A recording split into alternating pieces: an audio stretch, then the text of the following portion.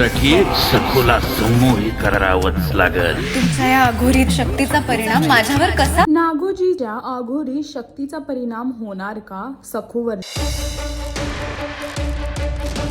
सखा माझा पांडुरंग या मालिकेमध्ये सखूला वशमध्ये करण्यासाठी नागोजीने एक तंत्र मंतर केला आहे आणि तिला पूर्णपणे स्वतःच्या वशमध्ये करण्याचा प्रयत्न सुद्धा करताना दिसत आहे. पण एवढं सगळं मंत्र बोलल्याच्या नंतर सुद्धा, एवढे सगळे प्रयत्न केल्याच्या नंतर सुद्धा सखूवरती त्याचा काही परिणाम नाही होत आणि हे सखू त्याला बोलून सुद्धा दाखवते की तुमच्या अघोरी मंत्राचा परिणाम माझ्यावरती नाही होणार, कारण की त्याला आता गुप्तधनाचे कागदपत्र हवे आहेत आणि त्यासाठी तो तिच्या मागे लागला आहे मार्ग शोधण्यासाठी. संमोहित करावंच लागल. तुमच्या या अघोरी शक्तीचा परिणाम माझ्यावर कसा होईल?